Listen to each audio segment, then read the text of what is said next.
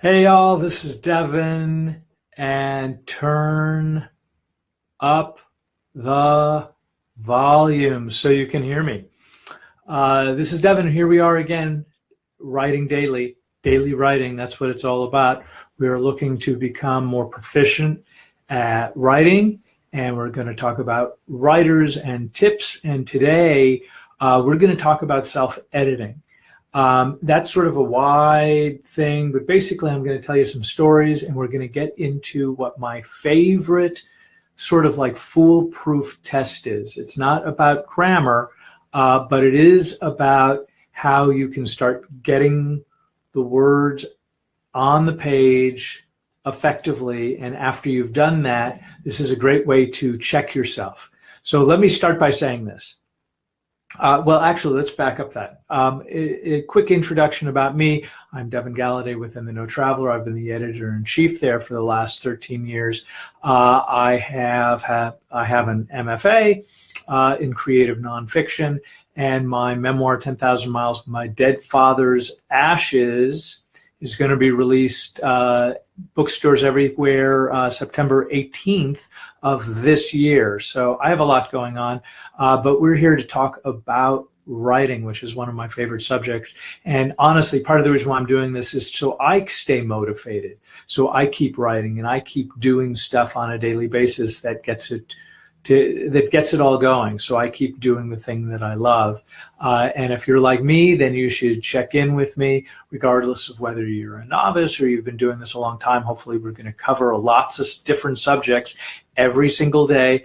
And if you leave a message, I will respond. If you have a question, I will answer it. And maybe if it's a really great question, if it's a question that I think is going to help a lot of people, then I will do my best to answer it. And of course, if you're a writer and you want to talk about writing with me, just let me know. Again, all you have to do is fill in that box right there. So make sure the volume is turned up. Don't worry, I promise you we're going to be work safe because there's so many good words and there's only a handful that people don't like. So that all said, we're going to get back to self-editing. I've learned a couple. One is that as an editor, I receive writing on a very, very regular basis, and I read other people's works all the time and have for a great many years. And you would be amazed the second I get somebody who's like, I don't know what you're talking about. I don't know where you're going with this. There's words that are missing. There's punctuation that's missing. There's no period at the end of a sentence. There is just a whole slew of issues with it. But the biggest thing is, like, I don't mind, like, yeah, I think there's probably a comma here. Small things. I don't mind the small things, but when it's like you're missing words and it's clearly you've got things switched around, and when I'm reading it, it just doesn't ring in my ear like writing. When that happens, it's just a pass. And so there's a very low threshold of when that kind of thing happens. That's one. And two, there are times where, when I was putting together my book, what I did was I had actually written a number of friends and said, hey, I would love for you to read this. And my bad, I told everybody, hey, listen, this hasn't been finalized or anything like that. I just want to get your feedback. I got slammed to pieces by a writer friend who is without question a pro, super, super smart guy. He read my work and was horrified where grammar, syntax, all kinds of a whole slew of things, and just nailed me on it. And obviously for something that's feature length, I ended up hiring a friend of mine who is an editor. Matter of fact, I'm going to attempt to get her to talk on this show here because she's such a smarty. But the point is that you can't necessarily edit yourself well, but there are a few things that you can do. Like if it's really important, always get a second pair of eyes, because the things that, the mistakes that you made are the mistakes you may be repeating 50 times organically. So even if you reread it, you may just keep seeing that or keep missing that same mistake over and over again. There's a way to correct that. So if you can't get a second pair of eyes, my big tip is that what you want to do is literally read slowly, word for word. And the important function of this is that you need to read this out loud, because what will happen is that when we talk to each other, like, in face-to-face dialogue, which seems to be happening less and less, but when we talk to each other on a daily basis, our ears get trained to hear things that don't come across quite right. There's something a little bit wrong. And this becomes blatantly obvious for people when we're listening to somebody who's not a native speaker.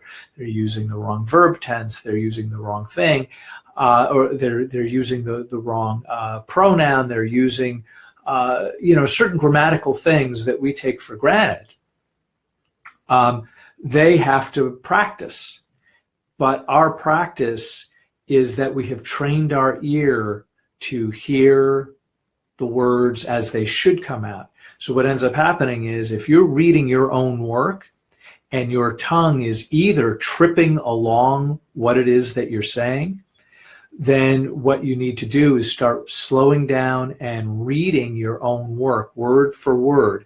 And that will help get what you are hoping to accomplish in a place where somebody else can take it and really fix it. But you want to get that first pass together where you will start hearing your own mistakes over and over again, and you will start being able to correct them as they happen, rather than sort of like having to go through a whole rigmarole to hopefully edit yourself. Now, I have lots of friends who are writers who don't need any of this, that they are already grammarians and they have a terrific, like my wife, she doesn't make the kind of mistakes that I do. The good news is, F. Scott Fitzgerald, the writer of The Great Gatsby, was known as being a terrible speller and was terrible with grammar and a number of things. But this will help if you want, especially if you want to start writing like you speak, then start reading your work out loud. And so the two things that you're going to be listening for is if your tongue starts like twisting, you know what I mean? If you can't get the words out in the way that they're written on the page, then you know that there's something wrong with the grammar.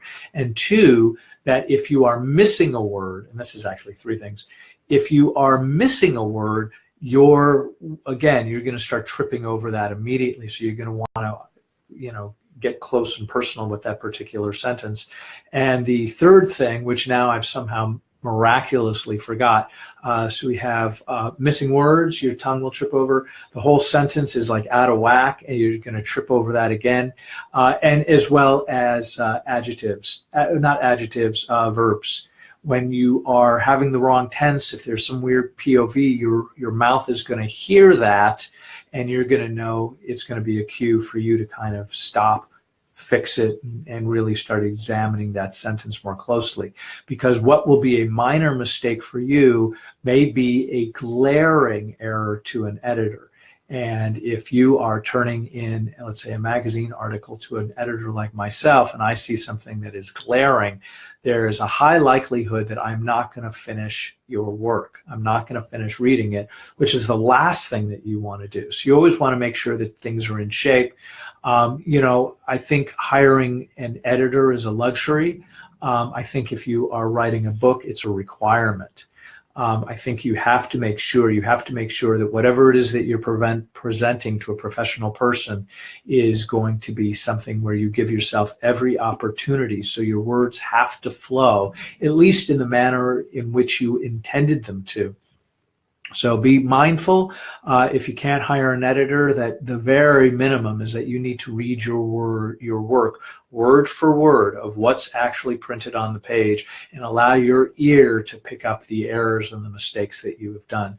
So anyway, I think that's what I've got for right now. It's a great Monday. I missed Sunday because I had pre-plans. I think I had even mentioned it. So I may be doing something like this a little bit later again today. to have a round 2, just so I can keep my streak of having something available for every single day. Again, this is Devin Galaudet. Remember, you can always write in this corner. I will answer your questions. I look forward to your writing discussion with me so we can kind of get on the same page to write better, more fluently all the time. Check in with me often. I'm at devingallaudet.com, and I will also include the link to my new book, 10,000 Miles with My Dead Father's Ashes, which is available for pre-sale, meaning you won't get it until September, but you'll be supporting writing in all its forms. So I look forward to hearing from you, and keep writing daily. Thanks so much, guys.